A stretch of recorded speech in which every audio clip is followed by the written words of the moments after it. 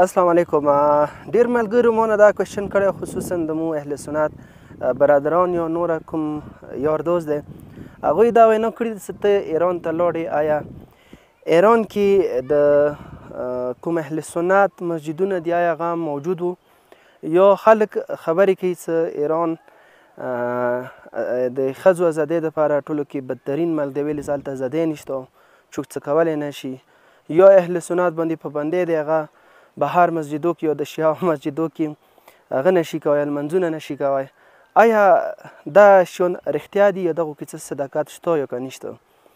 نو هغوی ته ما صرف د 2 منټه کوم ویډیو پیغام دی هغه دا دی چې ایران ته کله ته نوځې چې تپتان نه مخکې نوځې یا نور کومه لکې دي، هلته ته نوځې، هلته زاهدان راځي. زاهدان کې د اهل سنت بري اکثریت موجود دی او ډېر زیات خلک چې کوم دي هغه د اهل سنت سره تعلق لري. هلته ته کله نوځې، ځای په ځای به ته مسجد یاوکسې، ځای په ځای به ته د هغوی کوم عبادتګاهې دي هغه به یاوکسې او کومه ځای کې ته وکسې نو هلته به دوی چاهې پمپ دی، چاهې مسجد دی، چاهې څه دی، هغه ځای کې به ته د دوی مسجدونه وکسې. پمپو سره یو ته مسجد جوړ کړي دي، بهر یا مسجد جوړ دي، او دین علاوه کوم اجتماع دپاره یا کوم کې جامع لمونځ کېږي هلته هم مخفلو کې لمنځونه کړي دي.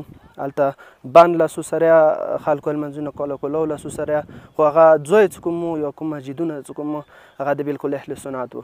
دې باندې ما یو ویلاګ هم روان دی چې هغه کې به زه تاسو ته مخیلي دي، یعنې یخ دوران کې چې آیا دلته د مسجدو څه سیسټم د بجلی یا د نوره دا ټوله شیان مو کې ښیلي دي. دویمه دا که ته مخکې لږ ایران ته لاړ شي، هلته مختلفو ځایو باندې مو سفر وشولو، مختلفو ځایو کې موږ ته پته نه وه چې دغه ځي کوم خلک دي دا به هم اهل سنت سره تعلق لري. خو چې کله مو مسجد ته به نوتلو، جامع به ودرېدله، چې پام به مو که هغوی به په بند لاسو به لمونځ کولو. هغه سره موږ خپل لمنځونه کړي دي. هلته به څنګ ته ورسه دوی ولاړو، دسته به سمو ولاړو، بلکل ښه ټیک ټاک لمونځ به کېدلو، به جومات بیا کېدلو. یعنې موږ داسې مسجد ته یالاړلو چې هلته یو سجدهګاه مو ته نشو میلاو. نو چې یو سجدهګاه نشو میلاو، آیا دا مسجد د شیعه کېدای شي که دا د سني کېدای شي؟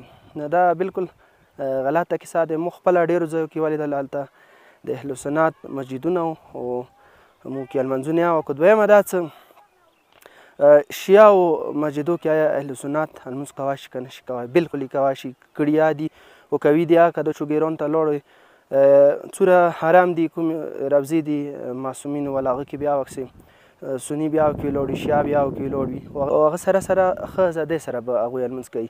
یوه طرف ته به شیعه ولاړ وي، بل طرف ته به سني ولاړ وي. داسې نه چې حقارت نګاه سره چوکسي، نه، بلکل ازادۍ سره ټول خپلو عبادتګاه کې یا د پردی عبادتګاه کې عبادت کوي.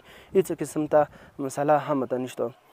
ما ته یاد دی چې زه کوم کې وم، د بهشت معصومه یو قبرستان دی، هغه کې ما لمونځ کولو. هغه ځای کې څو د 5 شپږ وته د ټکسیانو ډرایورانو چې هغوی هلته ټکسیان ودرولي وو، شپه هغه دوران کې ما وضو کولو، نو ومه لیدلو دوی مغرب لمانځه دپاره، چونکې د اهل تشیع نه د اهل سنت کوم اذان دی هغه 10 منټه مخکې کېږي، نو په لمانځه ولاړ به لمونځ یې کولو.